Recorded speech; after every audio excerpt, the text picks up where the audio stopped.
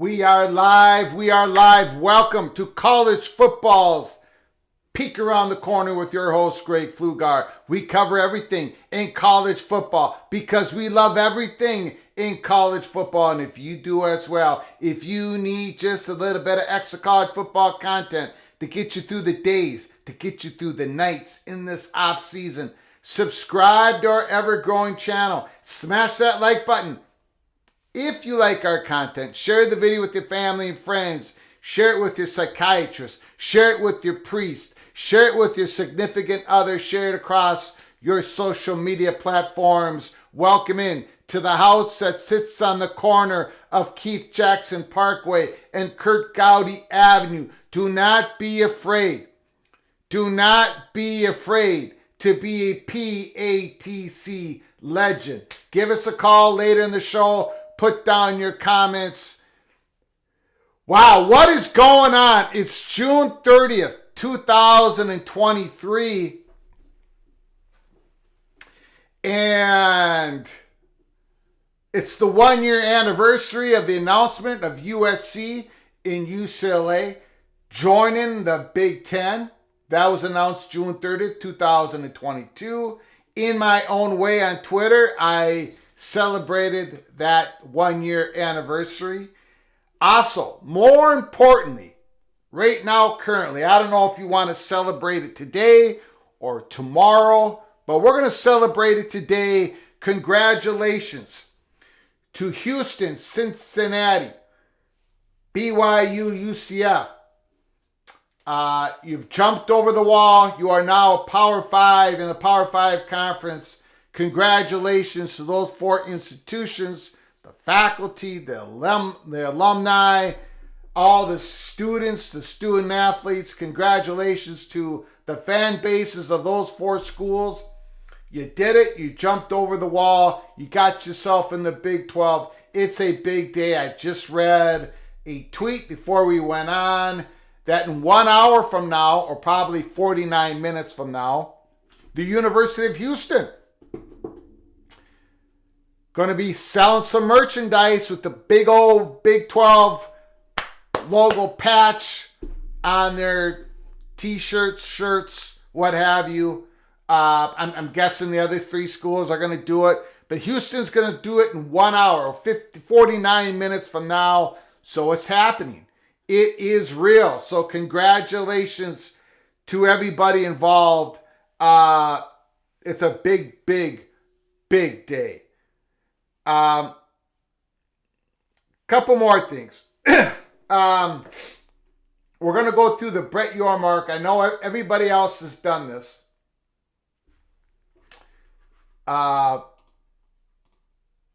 Manny, thank you for the super chat. I appreciate it. Thank you for keeping up with anything and everything college football. Thank you so much for your generosity, Manny. I appreciate it, good sir. Thank you for coming into the PATC community chat room today. I appreciate it very much. We're going to go through the Brett Yormark, Linton, BYU, sideline reporter. We're just going to go through that a little bit. I know everybody else has done that.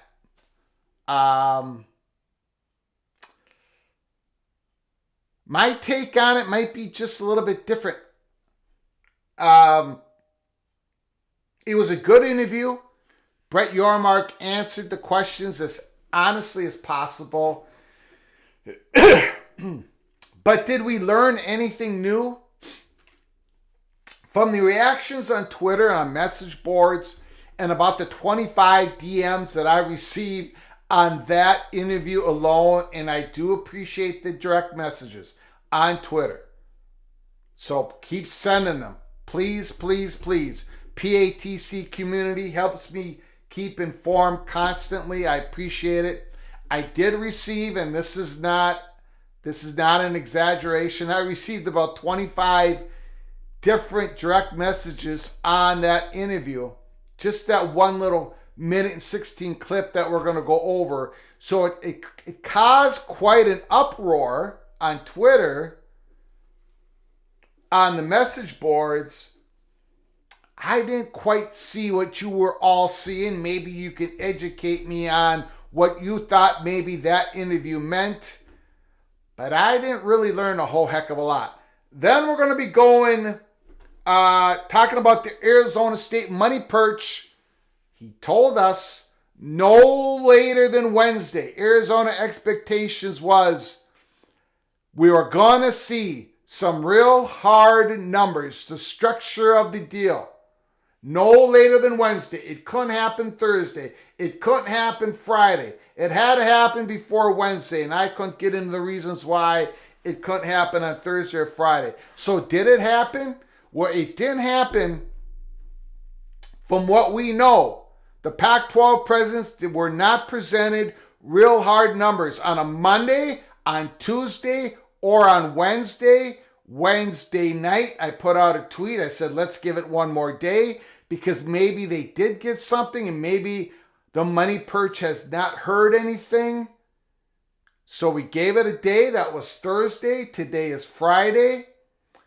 We're going to go over what we know, what we don't know, and what we believe is going on behind the curtain. We're going to get to that here in the monologue.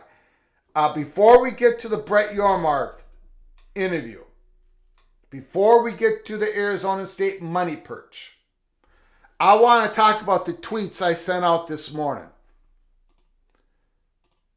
But first, let me thank everybody for coming in the chat. Skull Ducky, K-Do, Nick Jones, Buckshot Kid, KS Bear FN, Sean, David Hackett, Randy Taylor, Mason Randolph, Robert Perez, Cornelius Green, praise the Lord. Greg, praise the Lord. Thanks for coming in, Mr. Green.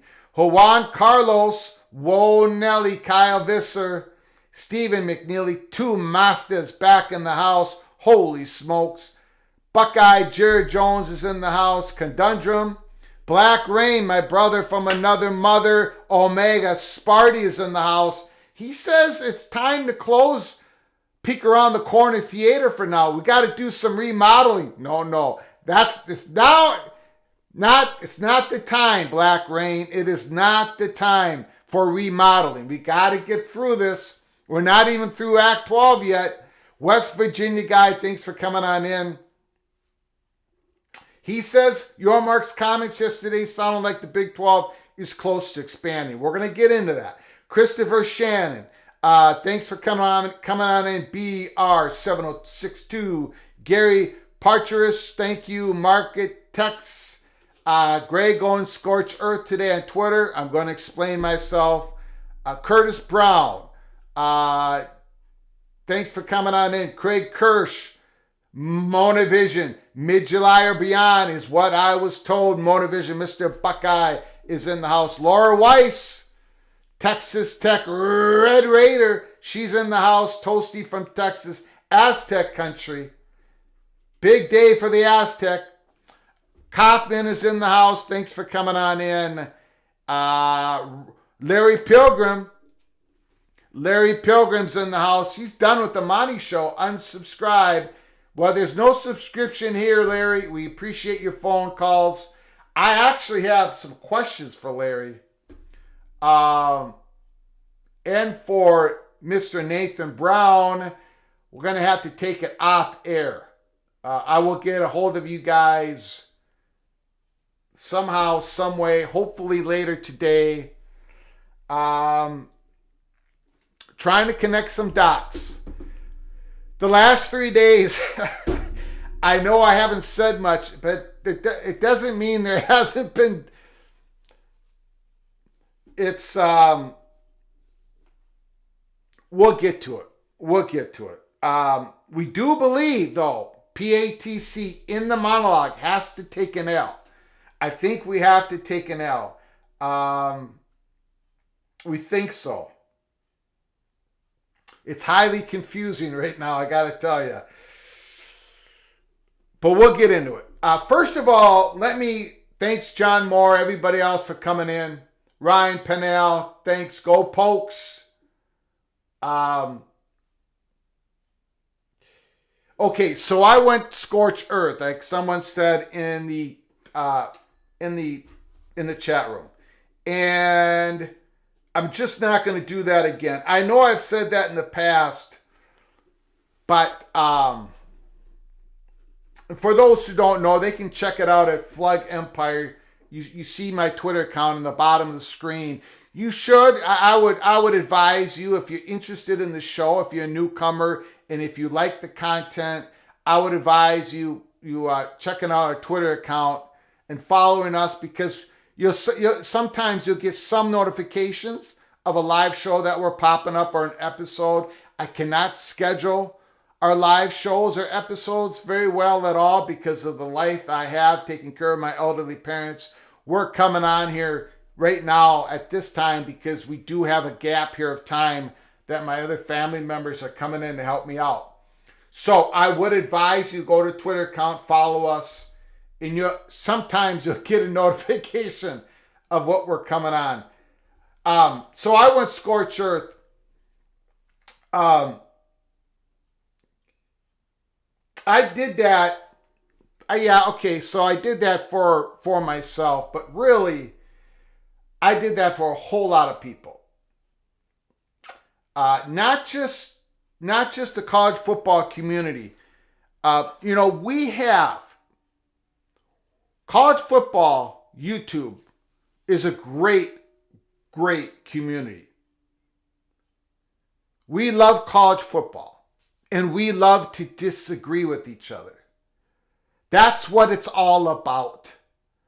When the Gophers go against the Buckeyes in the second to the last week of the season, I'm going to be telling Jared Jones in Monavision, I'm going to be saying the Gophers are going to win an upset. I'm going to bring out a whole bunch of smoke. There's not going to be any fire.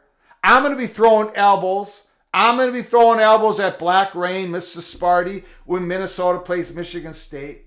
That's what we do with college football. We throw elbows. We disagree. Eventually the Gophers lose. I cry. I apologize to everybody in the chat. That's what happens in college football. It's losses, it's wins. For some of us, there's not as many wins. We love the game. We love the pageantry. We love the history. We also love to disagree. We disagree in the top 25. We disagree with bowl games. We disagree with realignment. We disagree with each other. And you all know that I am perfectly okay with people disagreeing with me on this show on Twitter. If you notice the tweets that I showed on Flag Empire, there was some language there. There was some really an upset person who did not like our take on Big Ten expansion last spring. And for many of you, you know the whole story. We got information. It was leaked out of Los Angeles. We gave it to a whole lot of media companies. Only two of them took us serious. USC 247, Minnesota 247. And we had over 90% of the people disagreeing with me on message boards that I just with realignment. And that was perfectly okay. That was fine. I did not blame anybody for not believing me. We understood that. We documented everything. Big Ten was following me, marking us down. Every time we mentioned USC, we got followed by a Big Ten official within minutes. And we captured those images. We sent them out to media companies.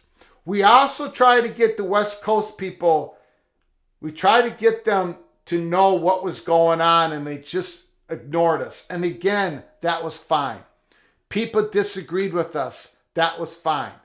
But there was a couple people who just took it so personally and threw out some that wasn't the worst language or the worst tweets. And that, you know what? That particular person was wrong about USC. She did not believe USC was going to the Big Ten. And you know what? That's okay. It's okay to be wrong. Not a big deal. But it's not okay to be wrong and then completely forget about it, not say my bad, and continue tearing people down that you had a different opinion, a different take on what was happening in realignment. It's just that type of behavior and the people following that type of behavior. Not being able to understand that people are going to have different information, different sources. We're not all sitting out here lying and making up stories. We're not doing that. We didn't do that with USC. We definitely didn't do that with Colorado. As you know, lately you've been reading national reporters reporting things that we've been giving you a peek around the corner. We haven't been able to give you the details, but that now that we can, because Pete Thamel's been talking about it. May 7th, there was a meeting between Colorado and the Big 12 in person. It happened in Chicago. May 24th, there was small donors. Colorado met in Boulder, Colorado. We talked about this stuff, that big things were happening a week before they happened. May 31st, there was a huge meeting with some big well donors of Colorado out in Newport, California. We did not give you the details before it happened. We couldn't get to that level of detail. But now that other national reporters are talking about it, we feel more free that we can talk about it. There's been serious discussions. Again, I'm not lying. We didn't lie about USC. We didn't lie about Colorado having serious, being the center of the stage. Being in the center of the stage. A stick or go situation. They're going to be deciding at some point. It looks like they're going to wait to see the numbers first. But again, it's this, I don't know what it is. It's this virus that has been put into college football, our community, where it's not okay to disagree anymore. If you disagree with someone, you're called a liar. You're called part of an endeavor plot. You're called part of something that you're not. You're just trying to give people information, hopefully in an entertaining manner. That's what I'm okay with the disagreement. And I'm okay with taking the L. We're taking an L today here at Peek Around the Corner. We'll get to that in a second. I just wanted to explain ourselves once again here at Peek Around the Corner. We take what we do seriously. I do not take myself seriously. So that's why in the 1 year anniversary, I just laid out the hammer. That's why I did it. But we were spending no more time on that virus that's in the college football community. No more time. After today, it's over. Now, let's get to what Brett Yormark said. Let's get to the Arizona State money perch. What happened? And then in connecting with that, PATC looks like we're taking an L. Okay? So,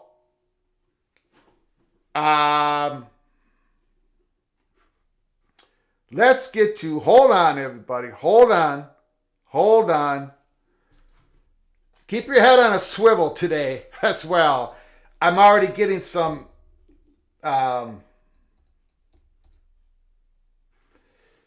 okay. I know that people. Okay, let's do this here. Ba ba ba ba ba ba ba ba. Okay, now let's listen to the 1 minute and 16-second clip provided by Spencer Linton, BYU TV sideline reporter. The clip that he provides in his Twitter account. And then I'm going to go through some bullet points that I wrote down about the whole interview that Spencer Linton had with Brett Yormark. And I'm very interested to hear what the PATC community believes that Yormark said in this interview. Is it something new?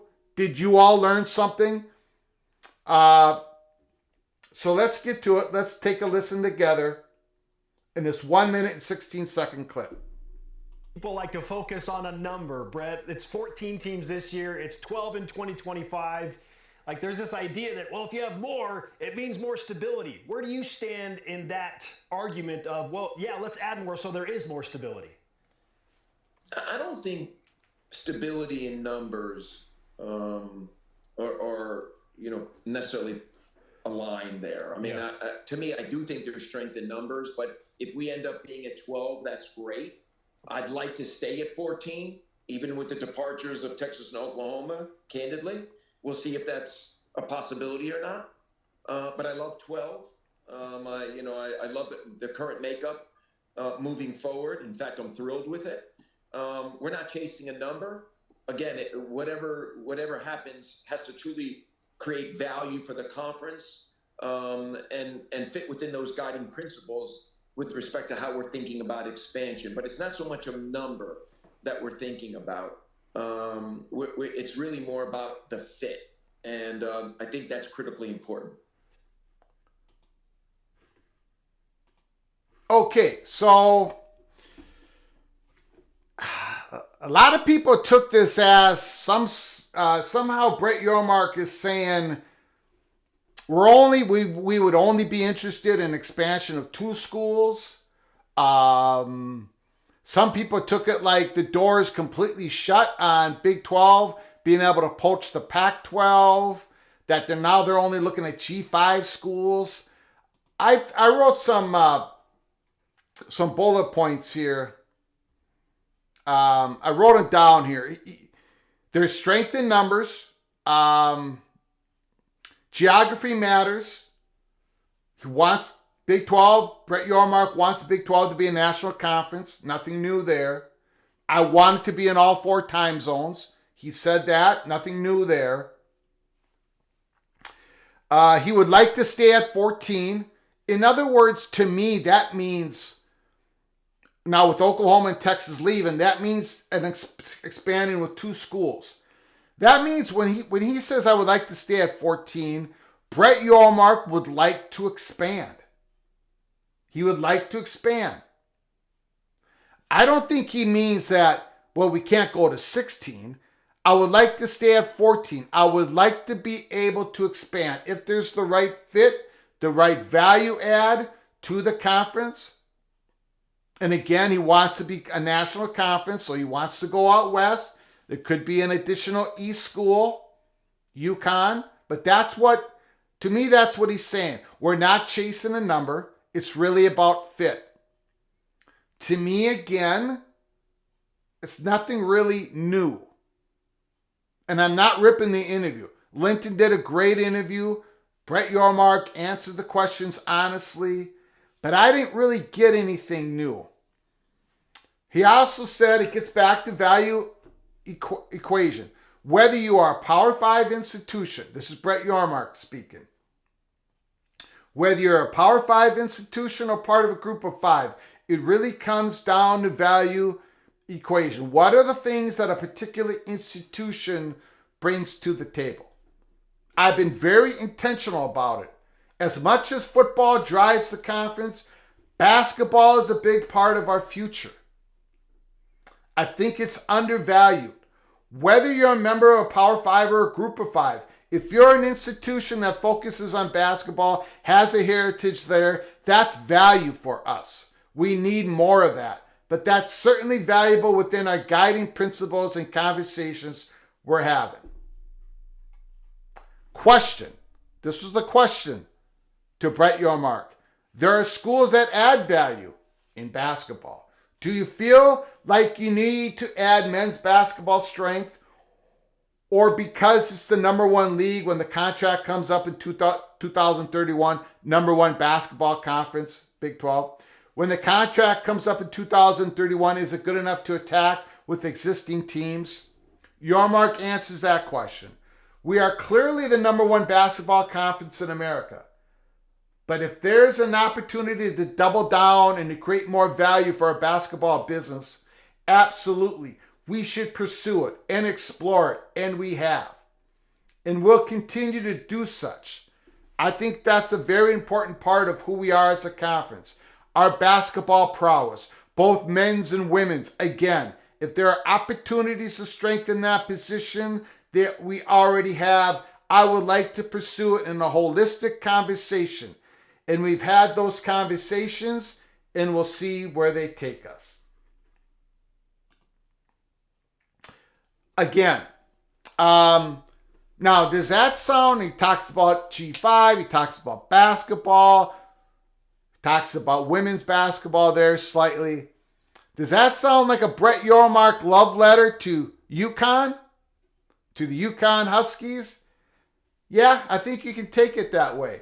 But again, in the PATC community, I don't know, we might have been the first ones. I'm not saying for sure we were the first ones. But we had UConn in that PATC theater a long time ago. And right away, we said there was legit interest. Our sources were telling us that that was real from the get-go. It was not a part of some leverage play by Brett Yormark over the Pac-12 schools. He's interested. He's pushing his IOUs. He's got some capital to play with. He's pushing some IOUs with the Big 12 presidents. He wants it to happen. But again, Brett Yormark has to build consensus. He may have to horse trade some votes. So we don't know if it's going to happen. But this is why we got UConn all the way up to the fifth row, I think it was, in the theater. Out of the 40 rows, UConn is sitting in the fifth row. That's why we have them so close to the stage. Sitting behind Arizona State and Utah that's in the front row. Waiting for the dominoes to fall to see if they fall just right for UConn to get an invite. There is legitimate interest. It has been for months. We don't have Memphis in the theater. We don't have UNLV in the theater. And if you think they should be in the theater, put down in the comments, give us a call later on in the program here, and let me know why you think they should be in the theater, and if you think they are in the theater, that they have Brett Yormark's attention. Let me know if you disagree with us here at Peek Around the Corner. But what I don't think that interview meant was Brett Yormark going, okay, that's it. That's it. No Pac-12 schools coming to the Big 12. We're just going to look at G5 schools, and UConn's one of them, and we'll figure out the other one. I don't think that's what that interview was all about. That's how I'm taking it. Let me know how you're taking that interview. Again, I know it was yesterday or the day before. I don't know. All these days blur together. Let me know what you think. Have that be a part of the show today. Now, Arizona State money perch. Woo! Let me take a drink. Sun-kissed orange, 0 sugar for the fat guy in Minnesota. It's a little bit of a strong drink this early in the morning or in the day.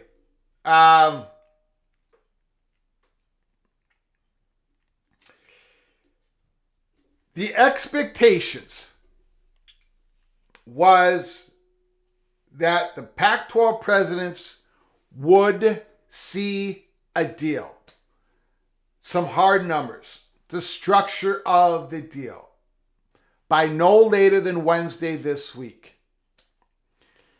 This was separate from, the Washington State president, Kirk Schultz, said a couple weeks ago that he believed that they would see something by June 30th.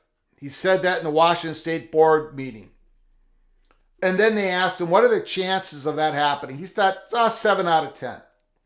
This information that we got completely separate from that. This was Arizona State. Arizona State, what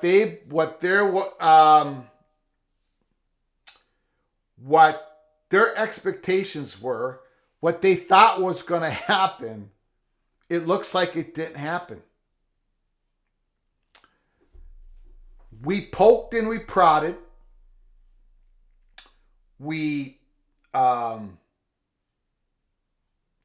Now, is there a chance that Arizona State president has the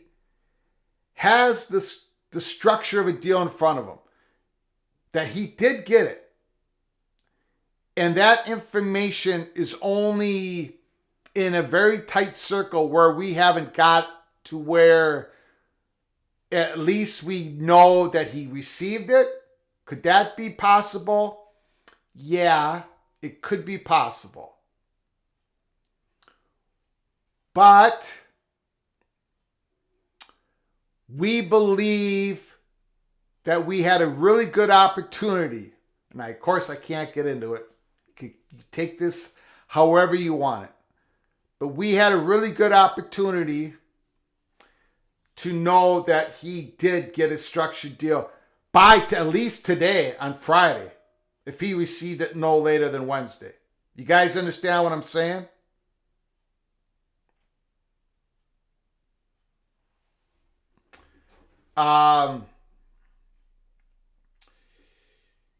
Now, as I say this, there is, outside of the Washington State money perch, because he doesn't have it. He doesn't. There's nothing. We just recently had communication with him. So as of Friday morning here, we don't have it. Outside of the Arizona State money perch, there's a lot of people on the hunt to try to figure out if the Pac-12 presidents have received something. And there's nothing confirmed. That's the best way I can put it. There's nothing really, nobody, unless these Pac-10 presidents all received this, right? All received this. All of them received the structure, the hard numbers, and they're all going through it right now. And they've all got such a tight circle that none of it has leaked. And remember, if they got a deal and there was something positive, this definitely would be leaking. Okay? Somewhere, somehow, it would be leaking. It would leak. It would leak by somebody. By either the media company, I don't care if it's Apple, by somebody somewhere would have leaked something.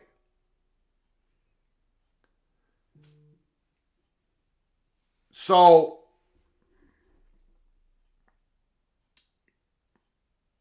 it's a possibility that they did receive something and we're missing it and everybody else is missing it because I have spent a whole lot of time poking and prodding. There are some interesting speculation out there. I can call it speculation from some very knowledgeable people, but they don't have the confirmation. And the speculation has to do again with what our Arizona State Money Perch said, 4 days ago, that this was going to be a complicated deal, a deal based on incentives. It was going to be hard to figure out. But so other people believe it's trending that way. But that's another reason why we don't really believe here at Peek Around the Corner that they've actually received a real hard, comprehensive deal yet. But because when they do, they're going to have to open up their circle and have other people look at it. Do you understand what I'm saying?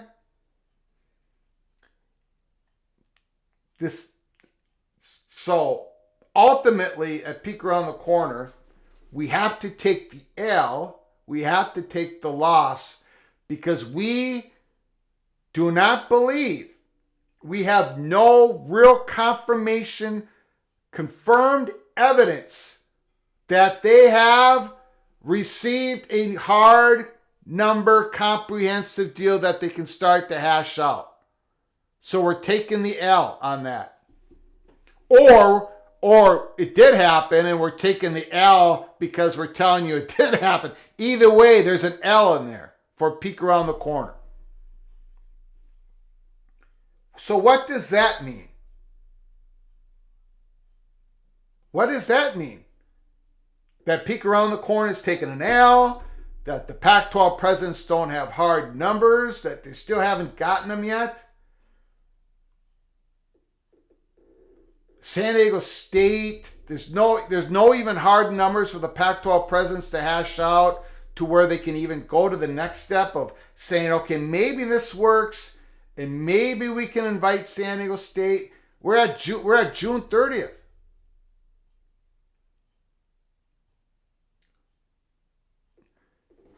And one more thing. I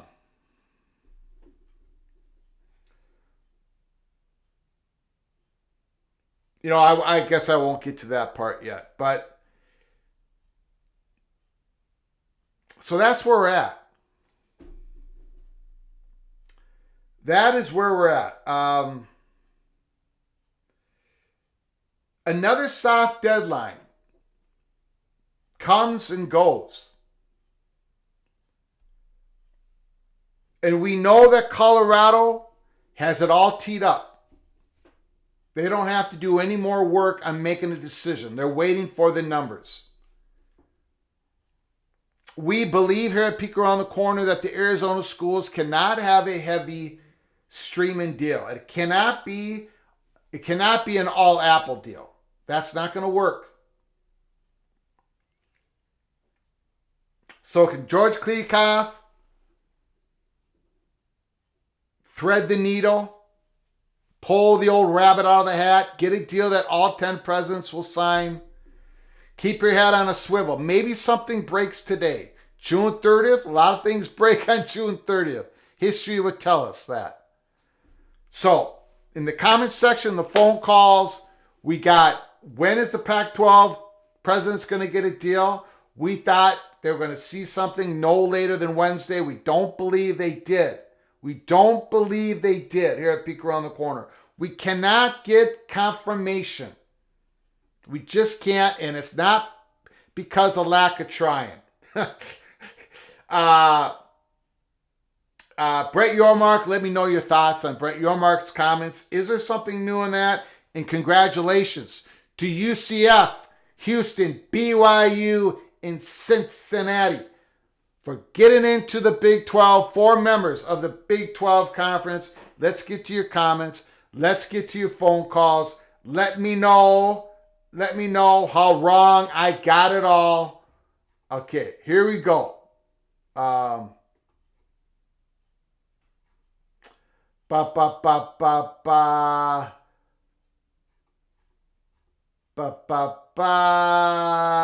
Larry Pilgrim, it's going to be interesting. 2026 negotiations and the playoffs. That's the big enchilada. That's the big gold rush. Holy smokes. Secret agent, Texas Tech Red Raider. Not a big miss. They should have something by now. Yeah, I don't know, guys.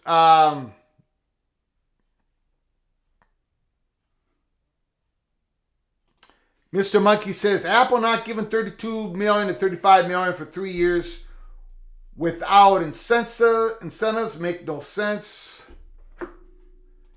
This is a hard day for San Diego State. They have to announce something today, or $34 million to exit the conference.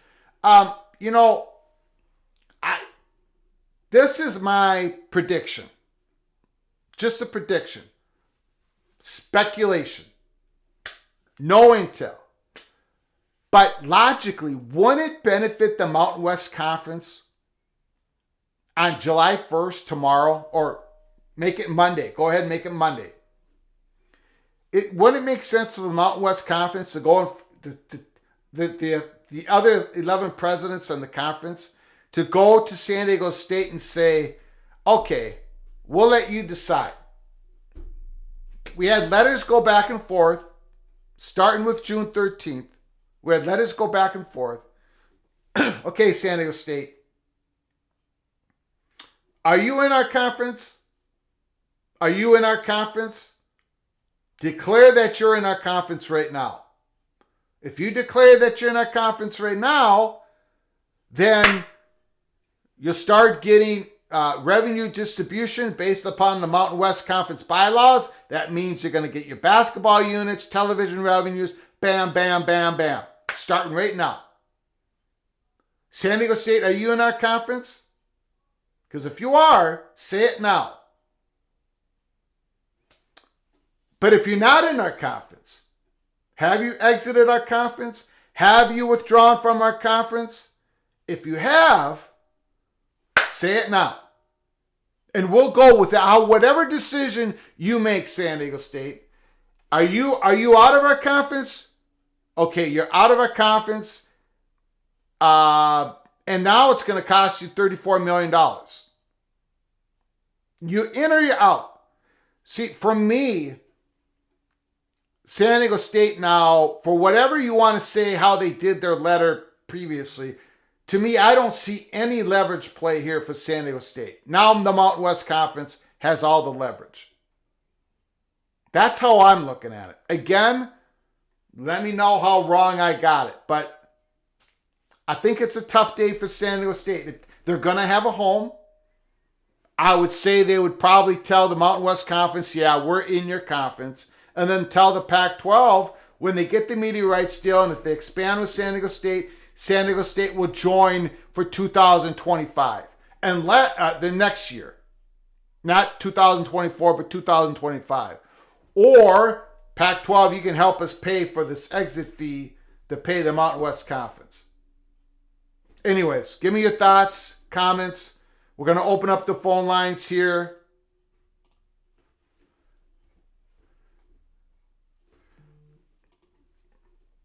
I understand they already declared them out. I get it. But the Mountain West Conference can go back to San Diego State and say, hey, you want to be in, then declare it now. Are you in? Are you in? I don't see Aztec Country says Aztecs are gone. Okay, then it's going to cost $34 million.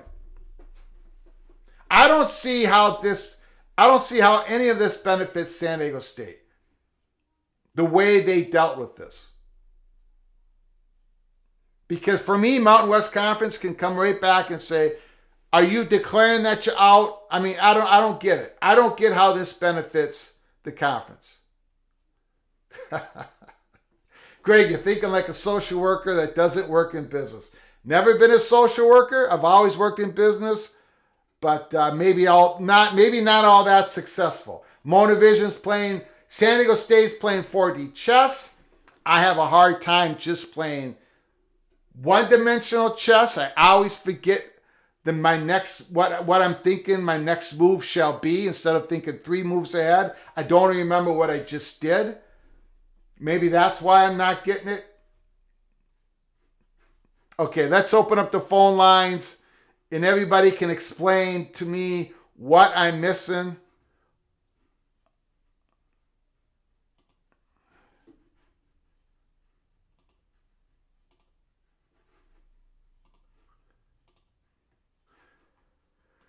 Okay, phone lines are open. 763-260-1333. You call. The floor will be yours. You can talk about anything in relation to college football. Some people believe San Diego State played it wrong. Some people believe they played it right. Call from Eric is on the line. The floor is yours, good sir. What do you got to say? Hey, how's it going, my friend? Doing good, doing good.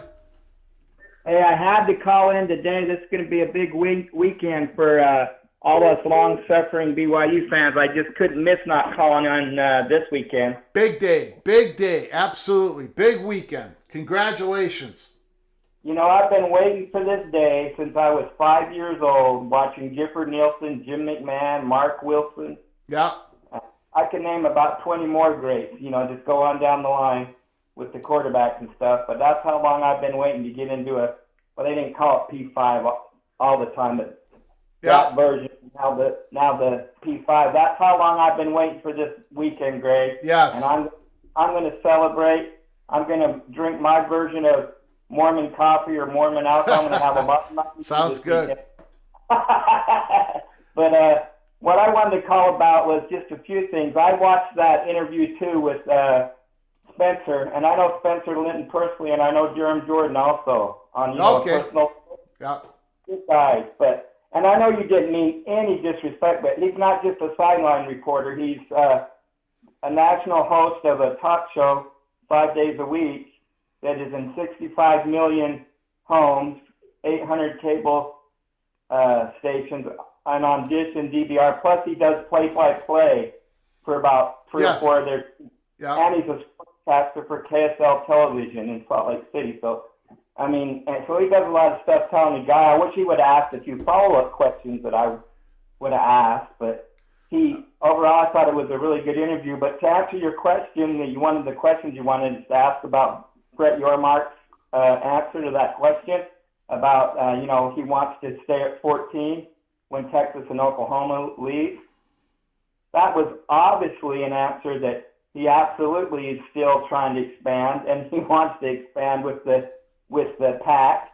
He laid out his criteria. His criteria has never changed, and it's never changed. And another thing he did is talk about playing 4D chess.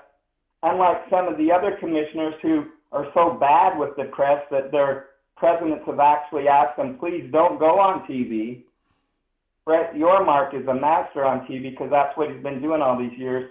He knew he was going to get that question, and he knew exactly how he was going to answer it, and it was to further his motive and his goal. I think what he was doing with that answer was basically saying, look, it's musical chairs.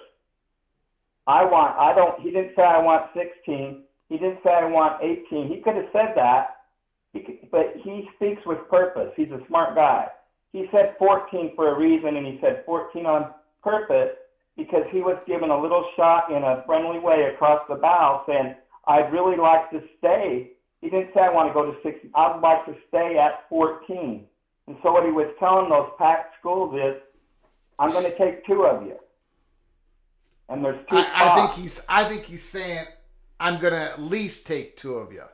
Yeah, at least, but there's no guarantee that there's more than that. There could be more, but no guarantee of more than 2.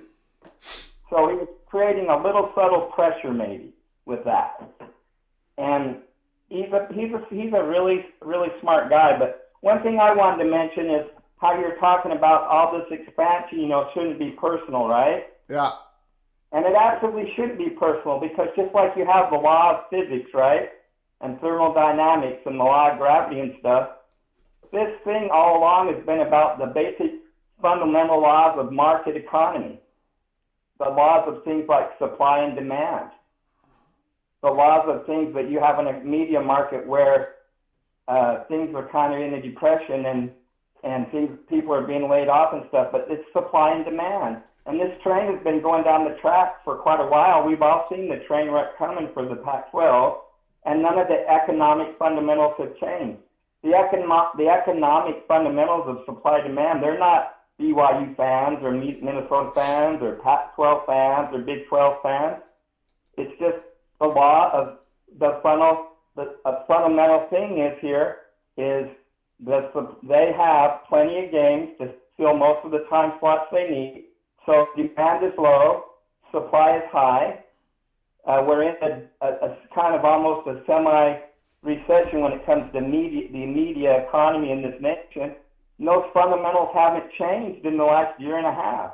And so the biggest thing about all this is everybody talks about, how Commissioner Scott was the worst commissioners of the Pac-12 and they caused all this. Commissioner Scott made a lot of mistakes. There's no doubt about it. But their current president, in my opinion, made the biggest blunder, the biggest mistake in the history of college presidents or college commissioners. No one's made a bigger mistake. And his one big mistake was worse than all the dumb things Scott did. And that one mistake was he had a chance to sign the exact same deal, give and take a little bit, that Brett Yormark said yes to. And he turned it down. And that decision might live in infamy. And that's what kicked in all these economic realities for him, because if he would have said yes to that, the Big 12 might be in the exact same situation that the Pac-12 is in now. Because economic fundamentals in business, they're not fans. They're inanimate objects. So they're not Pac-12 fans. They're not Big 12 fans. It's not personal. It's simple economics and the simple law of economics and supply and demand. And we've seen this trend coming for a while, and those fundamentals haven't changed. Could something change them? Like maybe Apple wants to make a splash and get into the game, so they overpay a little bit. Another provider comes up. Could something like that possibly happen where they overpay? Maybe, but probably not. Those companies aren't as successful as they are because they overpay. And quite frankly, they know that they would be bidding against themselves because there's not a lot of demand and they don't have a lot of competition for the product. So the fundamental economic realities of the situation have been the same for the last year and a half. We've all watched the train coming down the track, and that train's about ready to hit into the Pac-12. And those fundamentals haven't changed, and it's just economics. It's not that they're pro Big 12 or anti-Pac-12 or anything like that. It's just bad timing basically for the Pac-12, and it's just supply, basic supply. Yep. Supply and demand. What do you think about that? Yeah, I agree. Nothing has changed on that. Yeah. I've been saying that. Hey, a funny thing. Did you see the tweet today, Greg, that said that I don't know if it's true, but they said that the president of San Diego State was going to be showing up at a president's meeting or some kind of big official league meeting today at at the Mountain West headquarters, which they've been told that they're not allowed to attend because they're not a member of the league, because of the letter. One of the things in the letter that they were supposedly not allowed to attend. They're still a member of the conference. They can't show. They had to take. But we're going to get to another call here, Eric. But I just wanted to say it kind of reminds me of the Seinfeld TV show where George shows up and they said, "Haven't you already quit?" It's going to be very uncomfortable. They can't head any. They can't be ahead of any committees within the conference, but they're still part of the conference, even if they were going to go to the Pac-12 because they're part of the conference right now. I mean, they're going to be part. So uncomfortable meeting, I guess. Yeah. Thanks, Eric. Appreciate the call. Hey, you have a blessed day. You too, sir. Thank you. Bye-bye. Okay.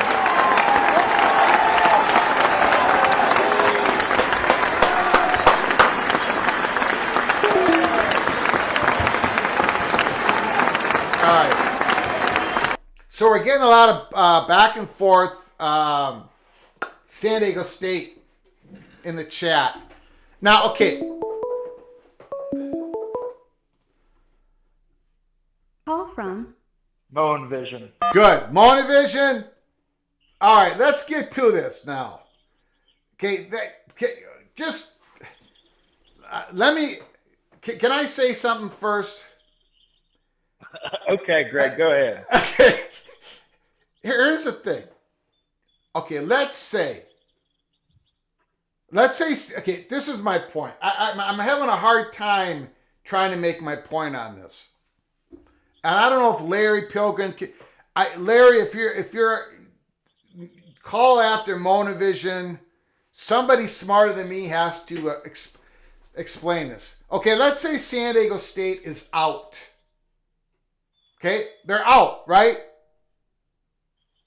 Let's say they're according out. to the Mountain West, yes. Okay, according to the Mountain West, according to the Mountain West Conference, they're out. According to San Diego State, what are they in? As of right now, they're still in. Their stance is we've never made a request to leave. Okay, we've made a request to let you know our intention. So what stops the Mountain West Conference from coming back to San Diego State today, or let's say Monday, and say, "Are you out or are you in?" Let's just settle this right now. Okay. If the Mountain West was to do that, Greg, they would basically be contradicting themselves. Well, fine, they're contradicting, but okay, then they illegally. But they're doing, but San Diego State, they're saying they want to be in. So Mountain West Conference can say, okay, we open up your arms to you. Come on in. Make a decision. Greg, but what you're forgetting is legally they've already held funds from. Give them the funds back. Give them the funds back. Say, look, we're your brothers, man. We're your Mountain West brothers. You want in? Here's the $25 that we've held so far. There you go. Now, do you want to be in? We'll let you be in. I don't see anything stopping Mountain West Conference from doing that. Their lawyers are going to stop them from doing that, Greg. If they did that, they would prove that they were wrong in the first letter, and they illegally held funds from San Diego State. Okay. And okay. So then stripped them of board. Okay. So San Diego State is out. According to the Mountain West Conference, they're out. So San Diego State is out. So now it's going to cost them $17 million, correct? They're going to have funds. Okay, well that's the charge. That's not what it's going to cost them. Okay, we'll agree that's the fee that they would pay. Fair enough. You're correct. Okay, let's say it costs $12 million. But whatever, $11 million. That the funds are already being withheld per the bylaws. Money's starting to be withheld from San Diego State. Okay, now San Diego State is out after June 30th of 2024. Now what happens? San Diego State is out. They're betting. If they don't want to have an agreement with the Mountain West Conference, according to the Flugarian let's come together theory meeting, if they're out and they don't want to make a deal with the Mountain West Conference, they're betting on the Pac-12 conference. staying together to the point where they're going to get a media deal done, that they're not going to lose all their school, like they're not going to lose the Four Corner schools and possible Oregon, Washington, that there's going to be something there for them to jump into that's going to be equal to the Mountain West or better than the Mountain West because they're paying $17 million, right? Right. So, I mean, how much of a risk is that? Is that like a no risk thing? I think there's some risk to that. I think there's, I don't understand. I still don't understand why San Diego State did what they did. Why didn't they just keep their mouth shut and just pay the $17 million and join the Pac-12, making sure the Pac-12 is stable for the 2025 season? This is what I don't understand. But go ahead. Now you got the floor. What they did was send a letter of intent to see if they could extend it to July 30th. It was a clear letter of intent, not a letter of action. The Mountain West Conference took it as a letter of action. So now San Diego State is going to benefit because they can bring that to the court of law and say, hey, we never resigned. You kicked us out. It's like I explained to you last time. I didn't quit. You fired me. It's a big difference, especially in legal terms, between quitting and getting fired. So, I mean, San Diego State has the stronger legal case should it go to the court. Do I think it'll go to the courts? No. I think they'll reach a settlement number less than $17 million, probably in that $10 to $12 million range like you suggested. I don't believe San Diego State would have let their intent be known unless they had a 99.99% confidence that they were going to have another conference to go to, whether it's the Big 12 or the Pac-12. Yeah. They just wouldn't have done that. If they didn't have somebody saying, yes, it's within almost 100% certainty, they wouldn't do it. Does that make sense? It makes sense. It makes sense. What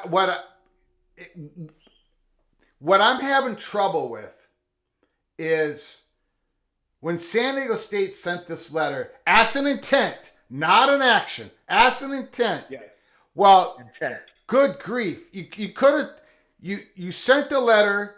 Why would the Mountain West do it? Why, if you're going to negotiate something eventually at some point, why do you do it at that point? Why do you start your negotiations at that point?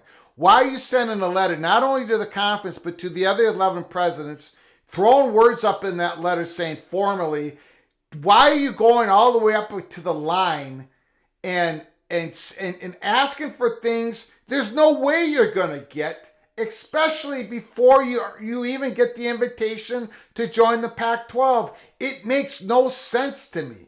And I'm not sure I'm trying here. I don't get it. Now you're saying, and a lot of people agree with you, and you're saying it very articulately, that the Mountain West Conference probably screwed up because they're taking that as an action, as a withdrawal, and now maybe this is giving San Diego State an opportunity for better negotiations because they could threaten them to go to court and yada, yada, yada. But I think the whole thing, sending that June 13th letter, was just a mistake. Well, I mean, that's a matter of opinion. We can't argue that. Yeah, it is. Yeah. Factually, but I think it was an incredibly lucid moment from San Diego State to do that. I think it gives them the better legal argument over the Mountain West Conference. But we'll see. That's, Yeah. That's neither here nor there. And I didn't actually call to talk about San Diego State, believe it or not. All right. Real quick, Pac-12 media numbers. I was told from somebody who I trust within a certain athletic department that they would not be shocked if it did not come out till mid-July, prior to the Pac-12 media days. Yeah. That was their exact verbatim words. They would not be shocked if it took till mid-July.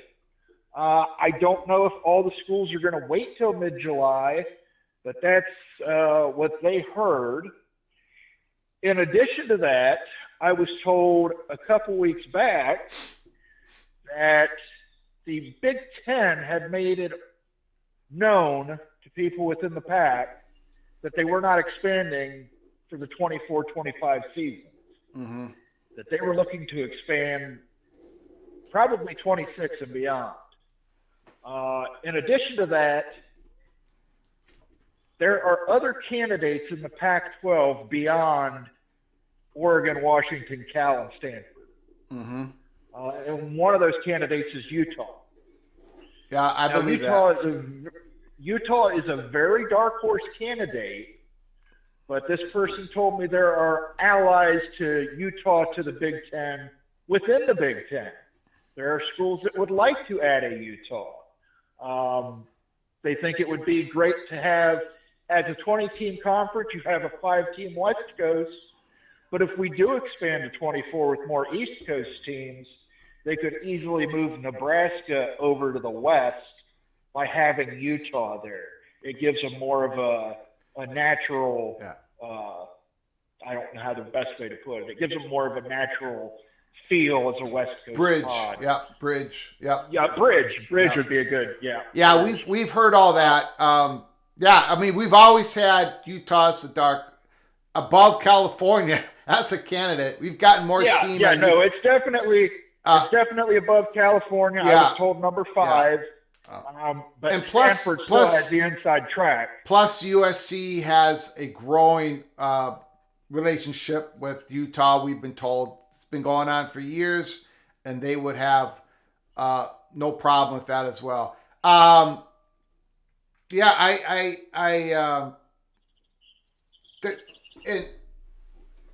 July. Okay, so the July. So let's say July 14th, right? Mid July, right? Yes. And I've had another person tell me that as well, because first of all, you have July 21st, you have the Pac-12 Media Days, so you got to get something before then. You have to. You're going to destroy the media days if the Pac-12 presidents don't have a deal in front of them. You're going to destroy the ability of the Pac-12 to put out any positive messaging for this football season and beyond. But there's another reason why people, at least one prominent person, believes that July 14th is the true deadline, or it could be the day that George Kliavkoff shows something.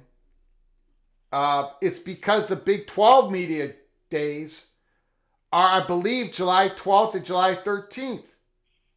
Can someone look that up? And the George Kliavkoff wouldn't want the Big 12 media days to have this this messaging of, look, we just expanded with some Pac-12 schools. Someone check the Big 12 media days when they are. Well, I mean, that makes most sense. This person just said, mid-July. They weren't shocked if it went to mid-July. So I don't think they have a media deal yet. I don't think the presidents have seen it yet. Yeah. You've got the July 4th holiday coming up. A lot of places are going to be closed on Monday as well. So I don't know that you're going to hear any news on it until July 5th or 6th at the earliest. But I want to get off here and let some other people call in. I would just say that Brett Yormark, when he was saying cultural fit, he was specifically talking about Colorado and Arizona. Yep. I still think those are those are the two prime targets and the only targets. They're not going to expand with more G5 additions. It's just, they know that if they can just wait, they're going to get much better than sitting on appetizers of G5. So no future big expansion without Notre Dame and Utah, and no relegation. Got it. Beautiful call, Motivision. Thanks.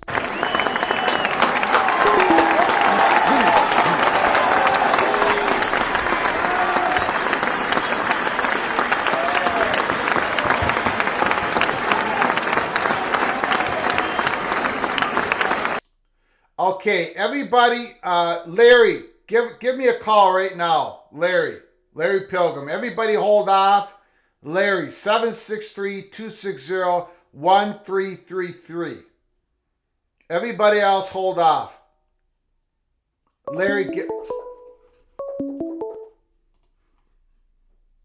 Call from The beautification of Brett Yormark. to Who is accept, this? press 1. To send a voicemail. Who is this? It's Western Civic, Greg. What's going on, man? Okay, can you call us back? I got to get Larry on the phone here. I got to get someone else on the phone real quick. Give me a call back. I'm just trying to get a certain caller. I probably won't, Greg. I'll just real quick. I can just say I put some money on the money line there on Wyoming over Texas Tech. Hey, thanks Monavision for the shout out to Utah. But I got a bone to pick with Monavision. I hope he's not an elitist because we love all the little small schools like Wyoming and whatever. Anyway, and then let's talk about the beautification of Brett Yormark some other time. They're propping him up, because everybody's got to join the third conference and be happy about it. So we better have a charismatic leader up top. It's kind of like an Elon Musk sort of caricature. But anyway, I'll let you go. Got it. Talk Thank to Larry. you, sir. He's a Ute. Go Utes. No war. No war. And annual playoff flexibility remains Flexibility, the key. playoffs. Beautiful. There it is. Go get him, Greg.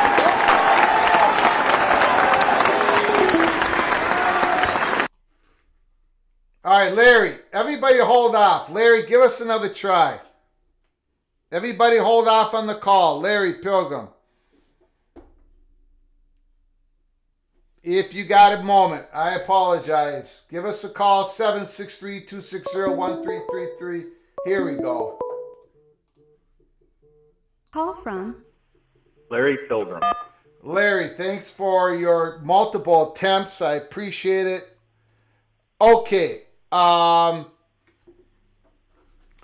So again, I need you to, I really have to be, first of all, I apologize because I'm going to be kind of, I'm not going to be able to, how do I say this? First, tell us what you believe, what you have heard, what the Pac-12 media deal is. I know you've gone through it before. I know you've gone through it on another show, but I would like to hear it once again. I'm trying to connect some dots, and I think your information is very interesting.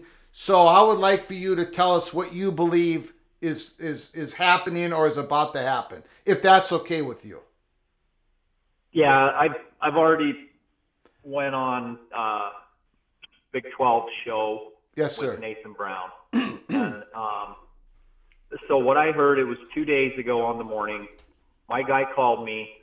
I think I've told you my source is on the athletic side, the athletic department at Utah.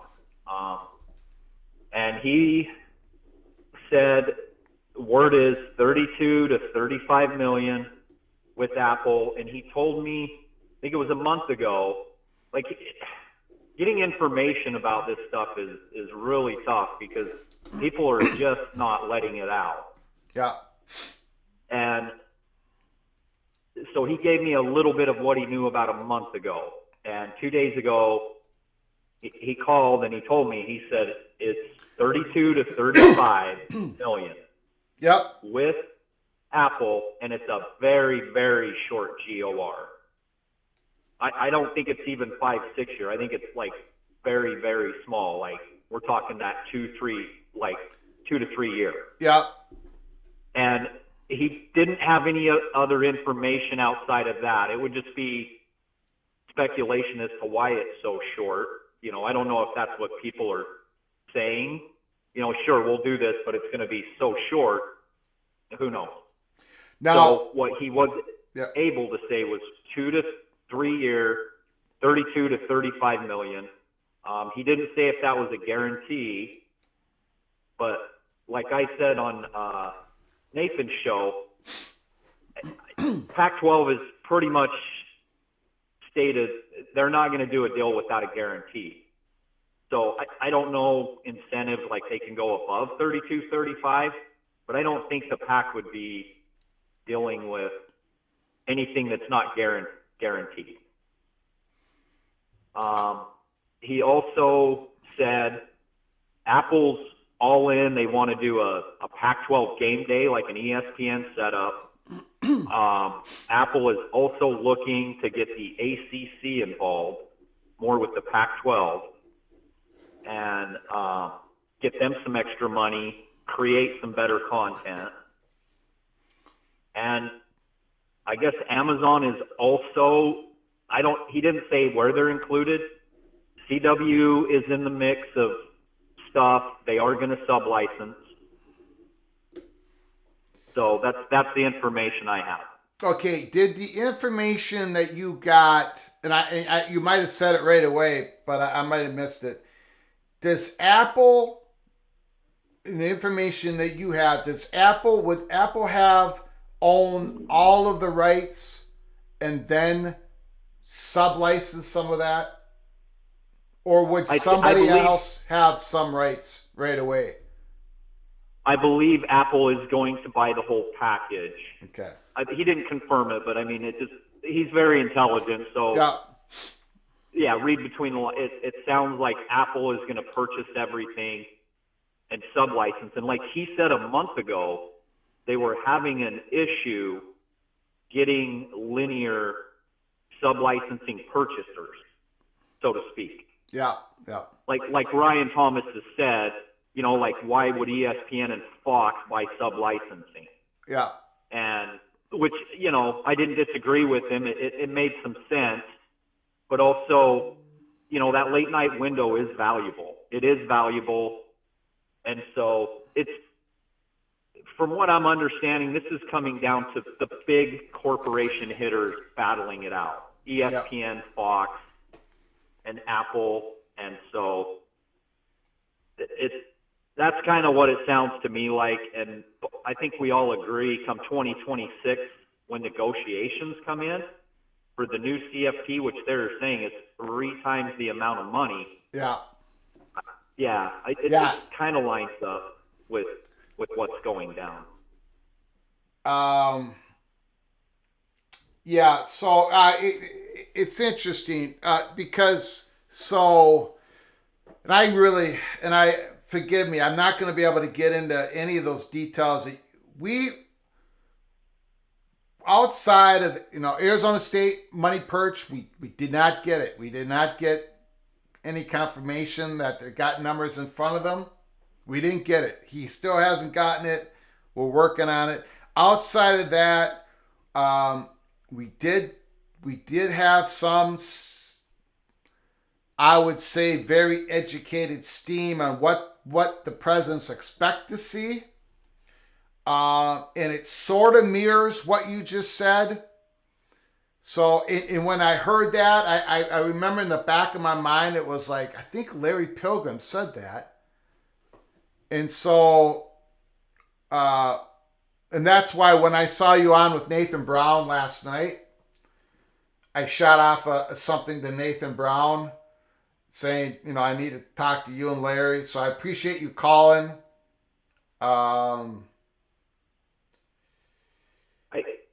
I sat on it, Greg, for a day. Yeah. You know how it is when you get some information that's credible and it's coming from a good source. And it's, I wouldn't say groundbreaking, but it's, you have a lot of rumor speculation, but you have, it's hard to hold that information. Yeah. And I went, okay, there's been rumors of this. I've already reported this part. And it's like, I don't see anything wrong with going ahead with this because now the parts I did drop haven't been leaked about an Apple game day and also Apple getting involved, trying to do some cross conference scheduling with the ACC, and Apple's willing to put in some money to make that happen. So, I mean, I feel like those are some of the things that I did. I don't feel like I crossed the line, but I let out. Yeah.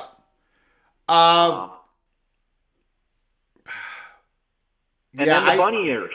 Huh? The bunny ears. Yeah. Well, yes. Well, and again, I needed to hear you say it because I gotta. There is something mirroring what you just said that's out there. But people are on the hunt. None of this is confirmed, and this is outside of the Arizona State money purge. He's got nothing. They've got nothing. They haven't. So, but there's other very knowledgeable people that are saying something to what you're saying. Not quite, and I can't get into the not quite part here because I can't say anything more. So I'm going to get back to you and Nathan, however, somehow in some way, maybe today or tomorrow or this weekend or Monday. And I'm hoping. Yeah. Yeah, I'm just hoping that my source doesn't get in trouble because, I've just kind of stated where. I know how that is. I know how that is. I'm not going to, we'll just, I appreciate you calling. I appreciate the information, and we'll see where it leads to. A lot of people are on the hunt right now. Like really, like they're and right now, Larry. Right now, the consensus is, and I know this goes against some reporting out there, but I gotta be honest with everybody. The consensus is right now, and that consensus may be wrong, but the consensus is behind the curtain, is that they have not received the hard numbers. They haven't received the presentation yet, as of this morning. And the reason for that is because those people behind the curtain believe that something would have leaked because there's so many people on the hunt and there's so many hands in this. So that's why we're taking the L, because we thought it would have already been done. It would have already leaked somewhat. But what you're saying, Larry, is mirroring something what somebody else believes is percolating. So I wanted to hear it from you, and we're going to have to keep tracking this, and we'll talk about it later. Yep. All right. Thank you, sir. I appreciate the phone call. Appreciate it, good man. Thank you so much. Thank you. You bet. Thanks. Goodbye.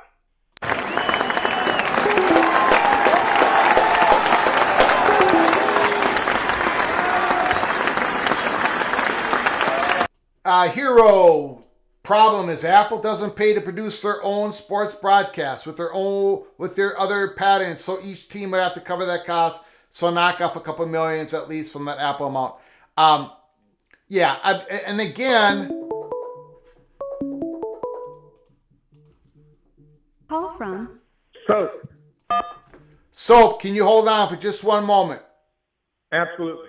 Thank you. Yeah, and Hero 75, you make a good comment. And that's why whenever this deal gets put out there, whenever we see this deal, we all got to put the brakes on just a little bit to try to figure out if this deal, how much is it worth for every school, what the exposure is. And that's what the Arizona State Money Purse told us. This is going to be a what did he say? A difficult deal to decipher. That's what their expectations are. But that is just another reason why we believed that if they got something in front of them, it would have already somewhat leaked. Do you guys understand what I can't get into more than that, but we do not believe at this moment that the Pac-12 presidents have actually seen the deal, the hard numbers, the real comprehensive deal. And that means that we at Peek Around the Corner are taking an L today. Soap, the floor is yours. Well, good afternoon, Greg. It's so good to speak with you. I wanted to talk about the Yormark comment and then give you my feelings on Got it. the. First off, I wanted your input on this. I noticed when Yormark was speaking, he was using the pronoun I. And everybody else I've heard who has talked about the media deal for the Big Ten has used the pronoun we or us or and I got the sense from listening to Yormark that he wasn't trying to mince words. He wasn't trying to say the right thing, a lot like the Washington State executive did. He was telling you what he believes straight from his, for lack of a better term, straight from his heart. I mean, it really impressed me that this guy was telling you what he believes and not trying to sway anybody with saying one thing or another, not trying to, of course he was trying to be cautious, but there weren't any major hidden innuendos there. It was all directly, you asked me a question, I'm going to give you my answer based upon what I believe. And I really got that sense of him. And it was reassuring as well for a fan of the Big 12 to hear someone that dedicated and assured of themselves that this is what they're going to do. And what you can only take from, what I took, I should say, from that discussion was that they want to expand. And he hasn't made that, he hasn't been shy about saying that. And that they're looking at 2 schools to do that right now. Not saying that they wouldn't do 4. Yeah. But with that having been said, I think, as I've always told you, I'm a big believer, Greg, that Colorado's gone. I don't think that I would be shocked if there's anything that the Big 12, the PAC could come up with to keep Colorado as a member. Just because they want the exposure now with, having sold down all of their tickets for the entire year, they're not going to make any more money selling tickets. They want the national exposure, and that's going to come with the Big 12 deal. And then it goes to Arizona. Arizona, I think they're in a position not to make a lot of money, no matter what the deal is with the PAC, due to the point that they're going to install some type of revenue sharing, and Arizona hasn't, is going to lose out on that arrangement. And Arizona's a basketball school. They sure would like to be, I think, in the Big 12. So you're looking at those 2 schools. Those 2 schools move there.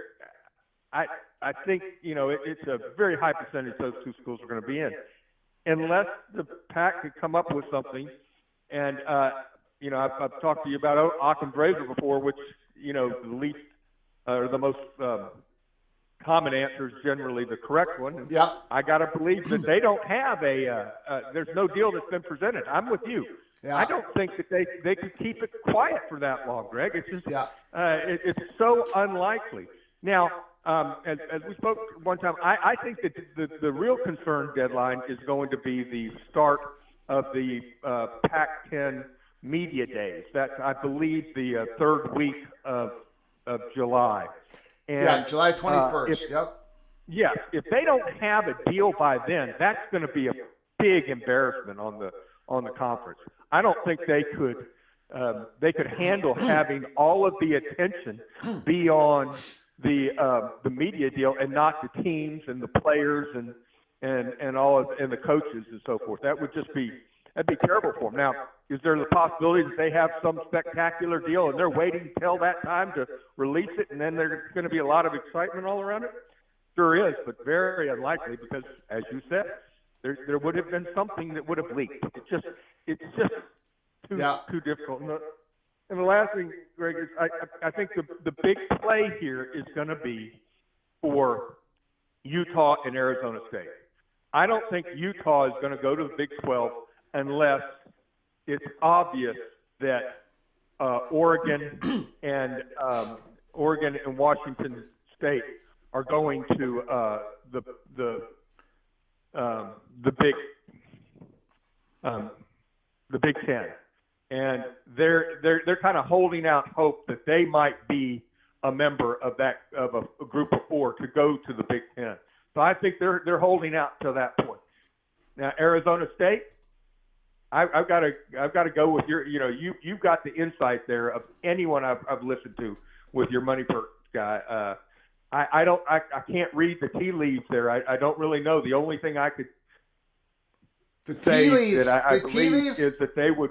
The tea leaves for Arizona State is they don't want to go to the Big 12. And they're also very, very angry and disappointed with George Kliavkoff.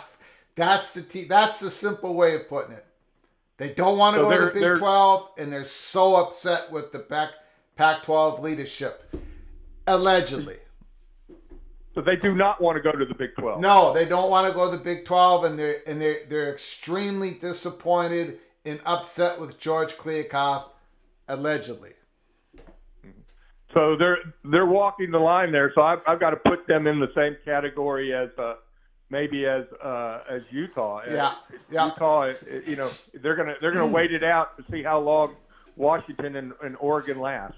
But that's it for me. I appreciate you giving me the time. Oh, one last thing, Greg. I'm sorry, I forgot to mention this. I think everybody, when you hear the deal, I think obviously there are going to be those people who are going to be promoting the deal and those people who are going to try to make it look bad. Yeah. The bottom line is going to be the question: how much guaranteed money is there? And then how, almost like a player's contract, how much guaranteed money is there, and how much is there in incentives? And that's really what I'm looking for. And maybe there's some type of cafeteria plan in there where they can choose between one company or another, or one form of payout than the other. But thanks again for the time, Greg. Great. Happy 4th of July to you and the little general, and we'll look forward to listening to the rest of the show. Thank you so much. Great call.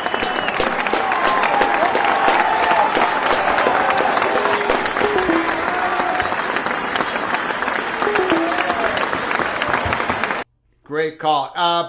In between phone calls here, just us to remind you all that people who are new to the channel, please subscribe to the channel. You'll get notified of the next live show. You'll see our episodes, everything college football.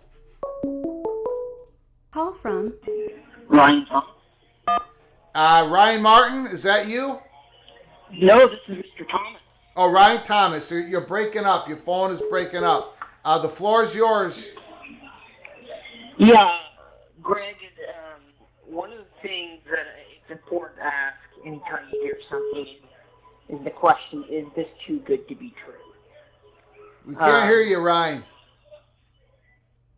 Let me try this again. Hold on, Greg. So, Greg, can you hear me better now? Yep. So one of the things that people need to keep in mind anytime you hear something is the old adage, is this too good to be true? And there's always a smell test that's involved. I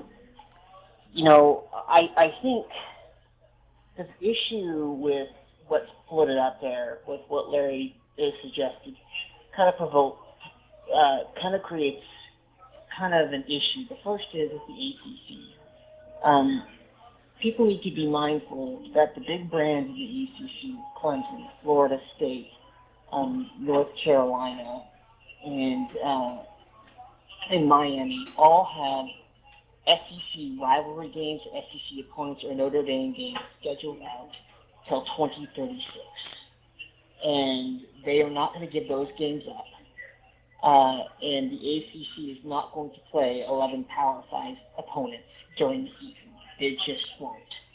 And it's going to be either 8 or 9 game schedule or whatever they're going to have, but they're not going to play more than, I just don't see them playing more than 10 Power 5 opponents each year. And that causes a problem for the Pac-12 in the sense that there aren't ACC matchups that drive value outside of those big brands. And I also don't think ESPN is going to want games that are off its platform, to be honest with you. And the ACC probably doesn't want to be stuck on exposure with exposure problems with being kind of on an all-streaming platform. The second issue that I have is the notion of a 2 or 3 year deal is absolutely ridiculous because both Bob Thompson and Patrick Crakes have said that the shorter term the deal, the less money that there will be. That is said by network executives who've done this for a long time. And they have basically said that, I just don't see $32 to $35 million for 2 or 3 years, because in reality, especially in subscription-based models, those guys take heavy losses up front and they make up the money over the long run with subscription increases. And having 2 or 3 short-term deals, that just doesn't allow Apple or anyone else to recoup their costs. And along the fine ends of that, I'd ask people to consider the revenue streams that are involved. Apple TV will get its revenue by subscriptions, but it will also get it by advertising dollars that it sells. With any sub-licensing arrangement, 99% of the time, and I've spent the past 15 years of my career, Greg, dealing with IP agreements and sub-licensing IP agreements, dealing with various different products in multinational companies. And 99% of the time, in any sub-licensing arrangement, the sub-licensee has exclusivity, meaning that if Apple sub-licenses a game, they cannot show that game on Apple TV while it's being shown on the linear TV platform. And you're asking Apple to give up its best inventory and the most rabid fan bases of Oregon, Washington, and Utah.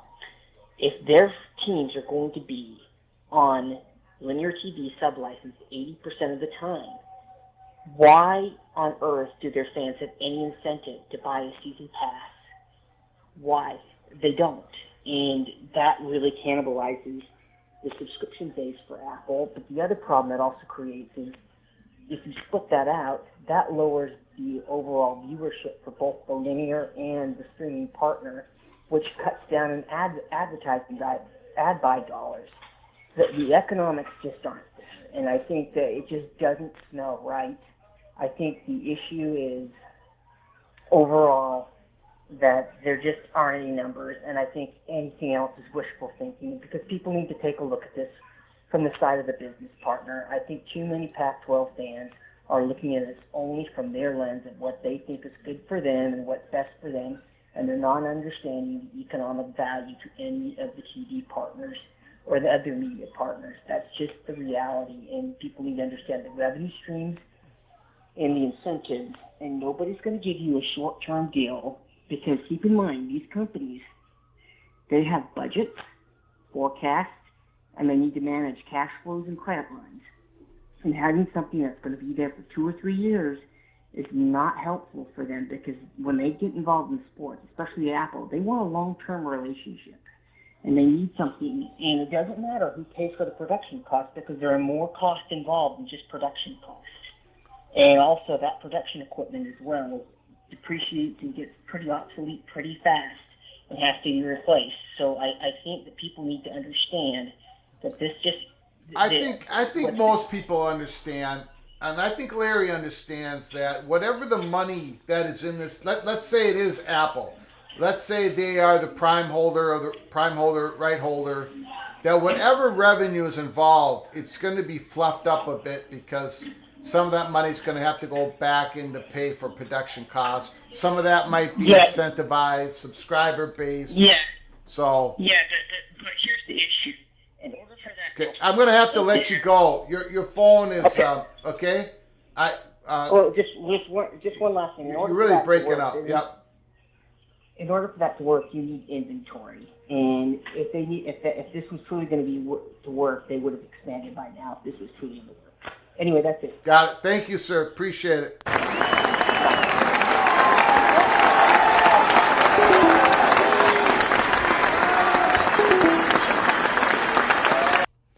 Thanks for the call. We had some problems in and out with that phone. Super chat, K-Do, Kansas Jayhawk. Thank you so much for the super chat. Appreciate it. For me, that's what stood out in the Yormark interview, was that he wants teams that not only add value, cultural fit. Hold on. Call from Steve. Steve, can you hold on a second? Sure.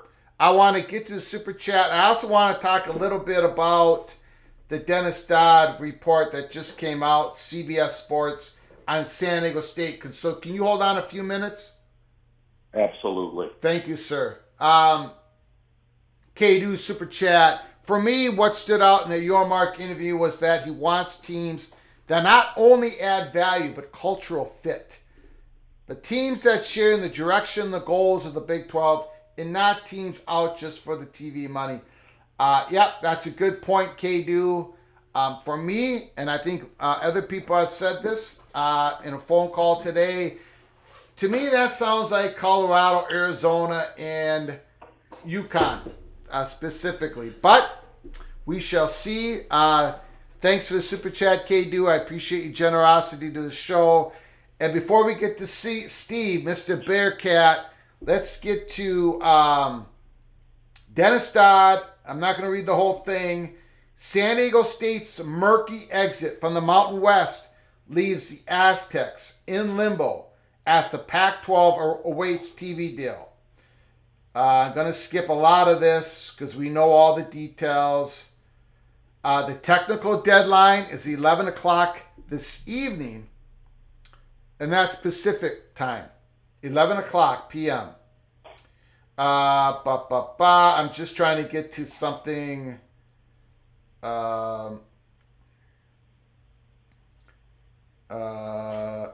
to get to something new here. Does the San Diego State have any leverage to get the Mountain West Conference to agree to that 1 month extension? It doesn't look like it. Technically, they're out of the conference right now, one source within the league said. What if the Pac-12 doesn't call, or perhaps even exist? Unlikely, but the media rights number could come in low. Would San Diego State be welcomed back to the Mountain West Conference? Does the Big 12 stand a second option for San Diego State? There have not been conversations between San Diego State and the Big 12 in weeks, sources told CBS Sports. The Big 12 continues to prioritize Colorado and perhaps UConn, with eyes on the other four corner schools in the Pac-12. That's how we have set up the Holy Smokes Theater for months now. You can UConn and the other Pac-12 schools. So where are we in the latest realignment flashpoint? The order of events haven't changed. Nothing happens in the realignment big picture until the Pac-12 gets a new deal. As of July 1st, there will be less than a year left before the current Pac-12 deal with ESPN and Fox expires. Whether the Pac-12 stays in its current configuration continues to hinge on something that CBS Sports pointed out long ago, and so did we at PATC. The issue may be more about visibility, exposure, than revenue. That's why the likes of Colorado, Arizona, and Arizona State are considering their options. The vast majority of the Pac-12 is waiting for the exact details of the new media rights deal before acting, though some have more options than others, given the Big Ten does not appear keen on expanding soon. After the new Pac-12 deal may come expansion. The new media partners could only offer fixed figure only for the league's 10 teams. If there's less of a pie to go around, expansion, Pac-12 expansion may be squashed altogether. Is San Diego State's worth a full share in the Power 5 conference at this point? Wouldn't it settle for half a share in the Pac-12? It still looks like Pac-12 or bust for San Diego State, which begs the further question considering current events. What does bust look like? At best, contentious negotiations are on the horizon for San Diego State's exit. At worst, the two parties could end up in court. Wow. I don't know, man. I still think San Diego State did not play their cards right, but that's just my opinion. Steve, Mr. Bearcat, thanks for holding. The floor is yours, good sir. Well, it is going to be a good day for Cincinnati Bearcats tomorrow. That's for sure. Yeah. Yes. Very good day. Congratulations. They're going to be officially back with the big boys, like the old. Well, I don't know if the old Big East was the big boys, but at least they got a BCS bid. So Yeah. anyhow, I hate to sound like a broken record and Mr. Negativity, so forth, because I've told you before, I want to see the Pack survive. But they're no closer now than they have been for the last 11 months. I'm sorry. They really are. People are still going out and saying, well, it's this number for this many years, and is there revenue sharing? And, you know, I just don't understand you know, you try to put it all together, and it just, it nothing adds up yet. Yeah. Well, yes. You know? Yeah. I mean, I don't know from either side, the buyer's side or the seller's side, why you want to continually have nothing positive reported. What I don't get that part. I don't get the part of Kliavkoff being quiet all the time. I don't get it He can be either. quiet. I agree with you. You know, and not enough people are talking about that part. I you know, unless, you know, he's hired by the university members, and maybe they told him, George, True. keep your mouth shut. True. That could Let be. us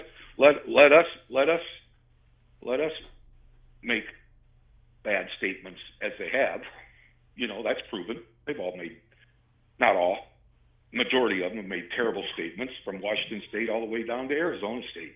They've made terrible statements regarding this. And when you're in this thing 11 months and you're saying, oh, okay, we're not going to have a deal because it's the 4th of July. We're not going to have a deal because nobody in the media works in the Christmas holiday season. Quit it. Just quit it. Okay? Quit with that stupid stuff. I would dangle things in front of a potential customer that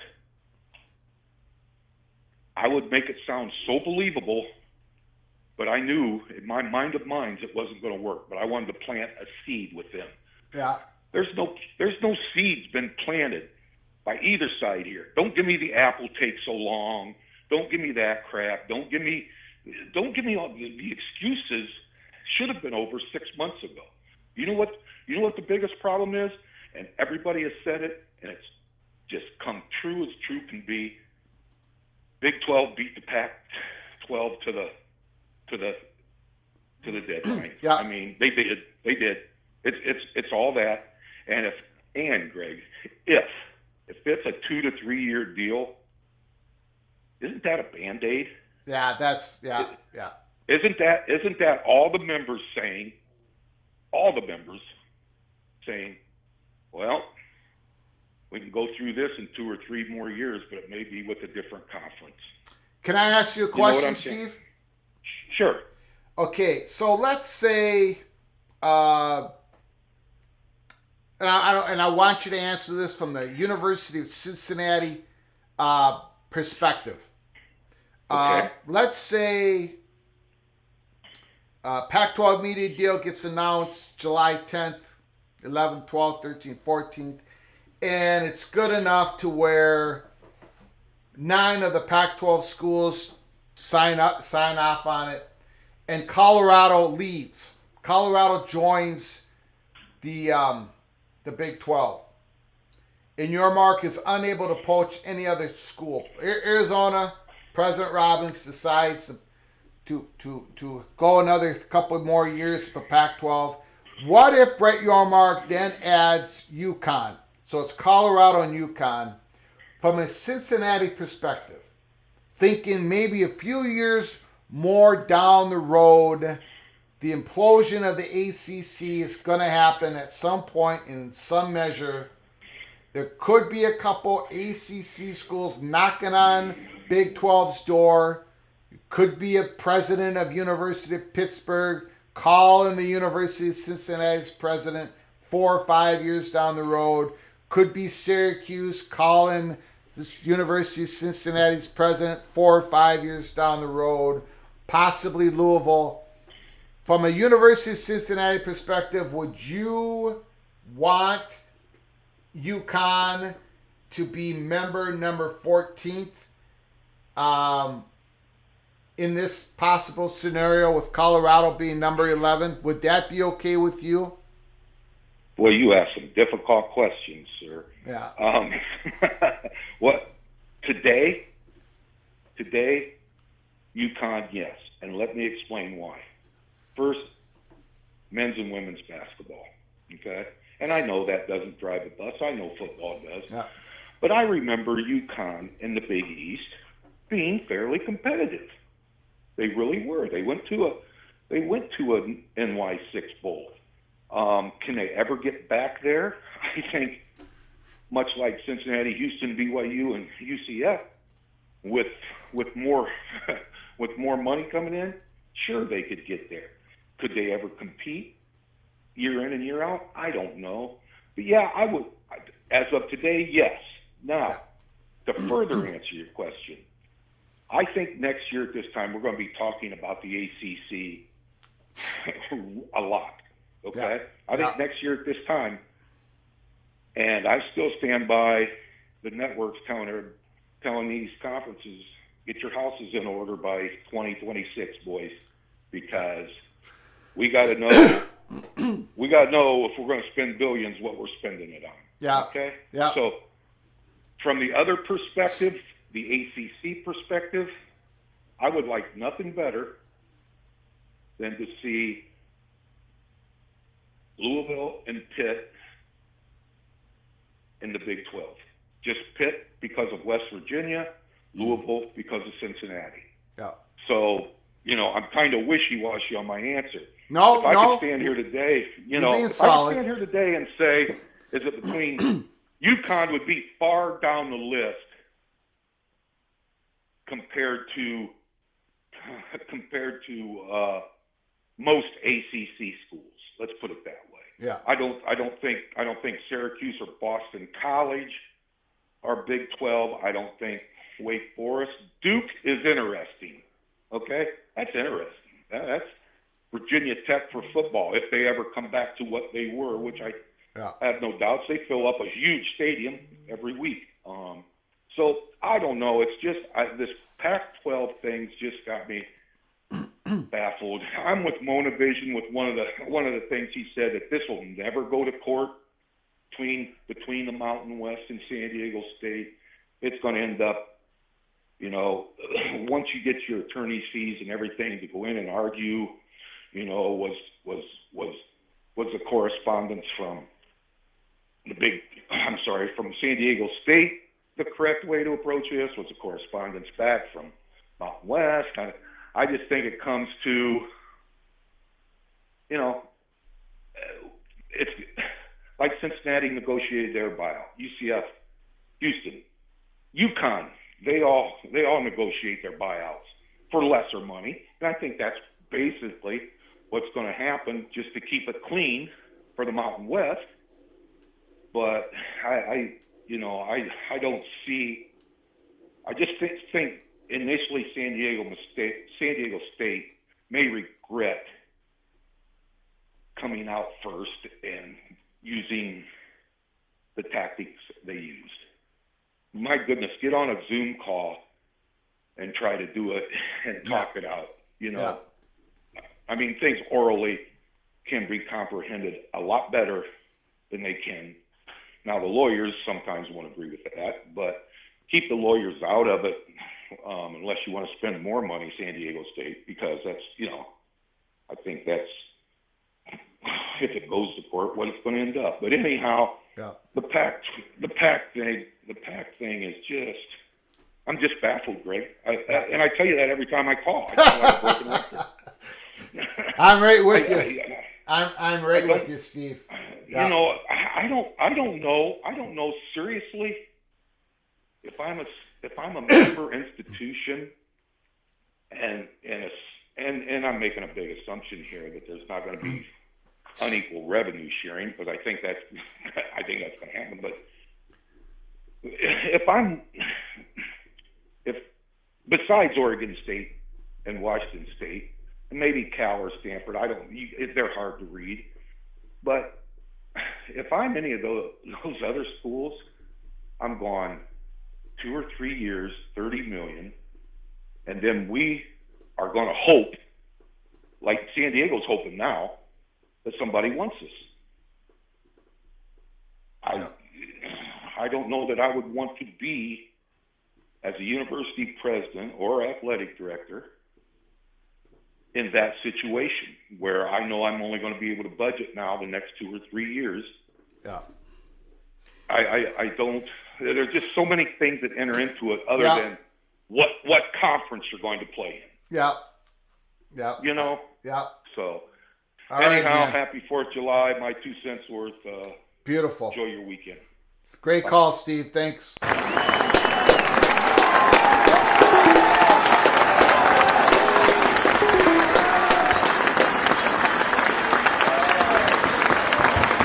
Great call. Thank you, Steve, Mr. Bearcat.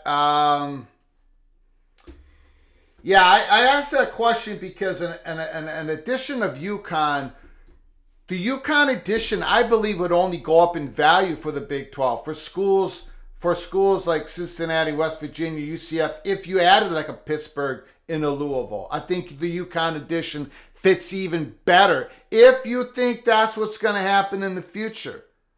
And I think that's what's going to happen in the future.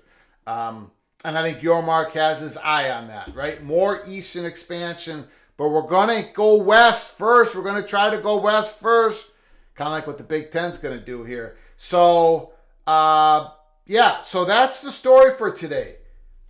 I didn't really learn much from Brett Yormark's interview. It was a good interview, good answers, but I don't think it changed the landscape of what we're dealing with here. No, I don't think the Pac-12 presidents actually got the hard numbers. We don't think so here at Peek Around the Corner. So we have to take the L because we told you all that it was going to happen no later than Wednesday. That was the expectation from Arizona State, but we did not get confirmation that it happened. No, we did not. Not only do we not have the numbers, but we don't even believe that it happened. At this point, Friday, June 30th, San Diego State, I guess they're out. I guess they're out of the Mountain West Conference. I don't know. I still think it was a mistake to send that letter June 13th, but a lot of people disagree with me. Hero75, thank you for your super chat. I don't think any Pac team will sign a short-term deal. Each day draws closer to the end of the ACC. More teams come to market, taking limited spots. Absolutely, that's what's something that Colorado is thinking about right now. There's going to be more teams on the open market 5-6 years from now. This might be the time to jump if you don't think the Pac-12 is going to survive. Thank you so much once again for your super chat, Hero75. We are going to close it up here. Keep your head on a swivel. We could be coming on later tonight. We don't know. It is June 30th. A lot of things happen on June 30th.